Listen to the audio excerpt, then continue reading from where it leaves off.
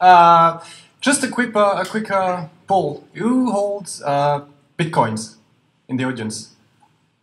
I'm super late. And who holds token? I'm already super late as well. I don't hold any of these. So roughly about a third of the audience is aware of what a token is, crypto security is. Is the other 2/3 are aware of what it is? You all? No. Okay, we got a presentation for you. Thank you for coming. Before switching to that, I just would like to thanks a lot Fusion for welcoming us tonight. Thank you for making so much for the innovation in Switzerland, supporting all these startups. You're doing an amazing job. Thank you, guys. Thanks as well to InMinds, because they invited Token Estate to previous meetup to pitch. So yeah, thanks a lot to them. And I won't be any longer. I'm going to pass on the mic first to Vincent Trouge, who is the CEO of a Token Estate.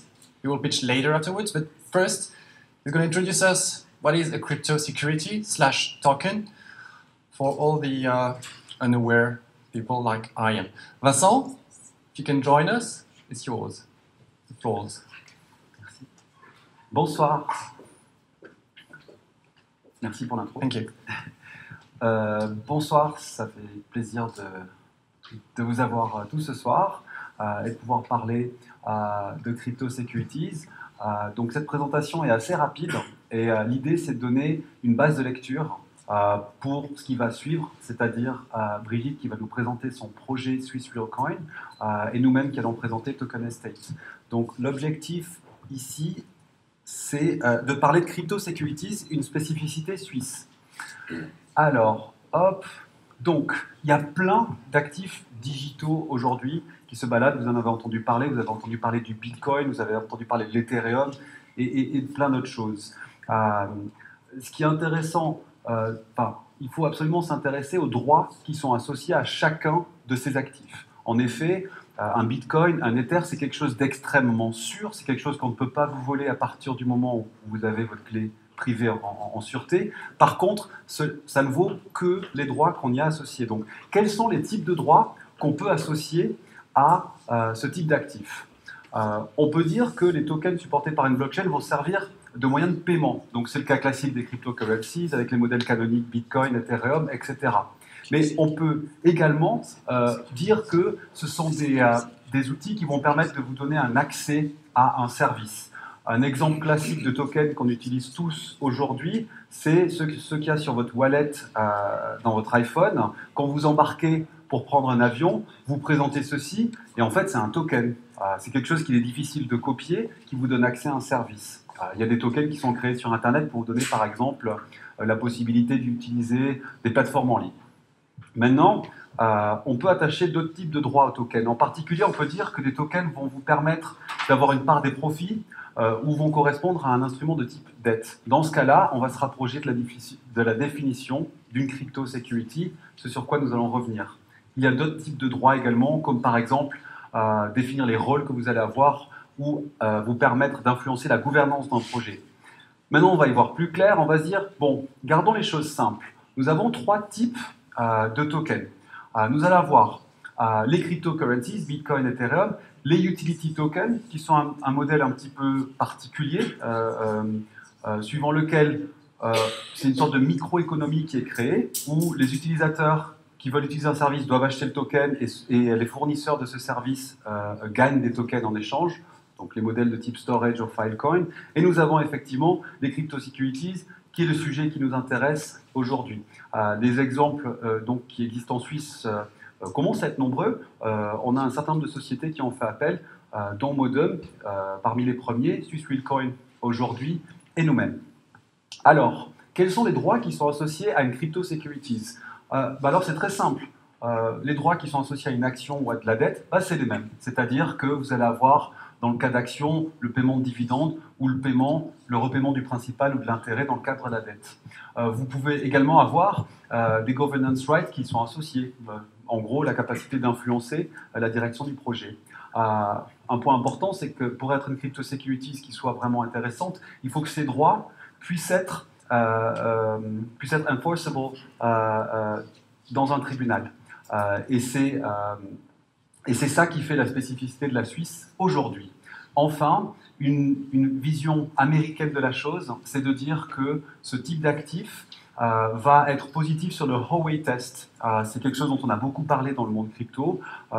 C'est un test qui définit que tout type de contrat qui consiste en un investissement d'argent dans une entreprise commune avec une expectation de profit et que ces profits ne viennent seulement que des efforts d'autres personnes, eh bien, c'est une security, c'est régulé, on ne peut pas faire ce qu'on veut.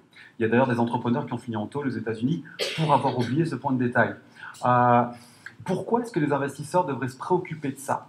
Les investisseurs devraient se préoccuper de ça parce que, en gros, un utility token ou une Swiss Crypto Security, ça ressemble à peu près à la même chose. C'est-à-dire que y a un token qui existe sur la blockchain, il y a des sortes de terms and conditions qui y sont associés, que les gens vont cliquer très rapidement sans trop savoir ce dont il en retourne. Mais la différence cruciale, c'est que quand vous investissez dans une Swiss Crypto Security, c'est régulé, suivant le code des obligations. Les droits peuvent être enforcés dans un tribunal et il y a un certain nombre d'obligations qui y sont afférentes. Lorsque vous investissez en tant qu'investisseur dans un utility token, vous investissez peut-être dans des clowns dans un paradis fiscal et c'est une donation. Et c'est effectivement pas du tout le même contrat que vous établissez avec la société que vous financez. Jusqu'à présent, on a vu pas mal de sociétés qui justement émettent des utility tokens et qui se financent suivant ce modèle. Nous, notre hypothèse, c'est que les choses sont en train de changer dans le monde, dans l'espace crypto et que les attentes des investisseurs sont de plus en plus grandes. Comme disait Warren Buffett, ce n'est que quand la mer se retire que nous allons voir les gens qui nagent nus.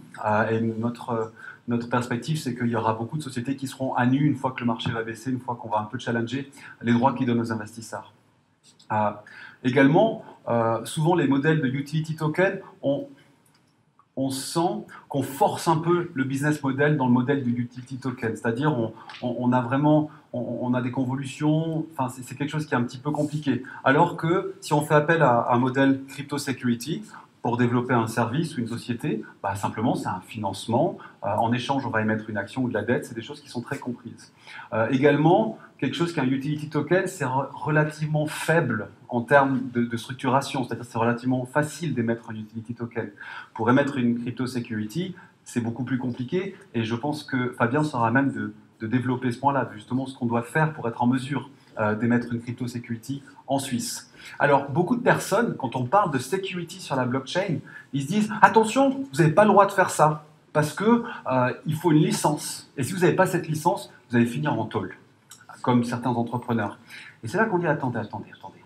Nous ne sommes pas aux États-Unis, nous sommes dans un pays entouré de montagnes, qui bénéficie d'un environnement juridique particulier, qui a un historique d'innovation en matière financière, qui a des incentives pour innover aujourd'hui. La Suisse a été négativement affectée par la perte du secret bancaire, et ça a créé un questionnement auprès de la FINMA et d'autres acteurs. Et aujourd'hui, la Suisse supporte globalement l'émergence d'un cluster blockchain. Et on le sait, il y a un faisceau d'indices qui est très clair à ce sujet.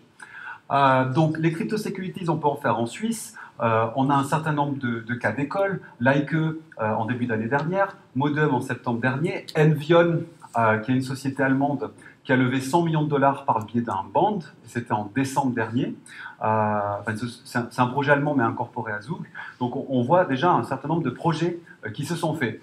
On voit que d'autres géographies sont également en train de poursuivre ces modèles-là, notamment en France, pour ne citer que nos voisins. Et on a envie de dire la cerise sur le gâteau par rapport aux crypto-securities, c'est la publication de la FINMA le 16 février, où ils ont grandement clarifié les règles qui s'appliquent aux crypto-securities. Donc nous, notre vision, c'est que les crypto-securities, c'est l'avenir du financement des startups et que l'épisode 2 a commencé avec la FINMA qui s'est réveillée pour permettre à des sociétés d'en émettre. Et j'espère qu'à la suite de cette présentation, vous y voyez plus clair sur ce qui différencie une crypto-securities du reste. Et je vais laisser la place à notre amie Brigitte qui va nous présenter son projet Swiss Real Coins. Merci beaucoup.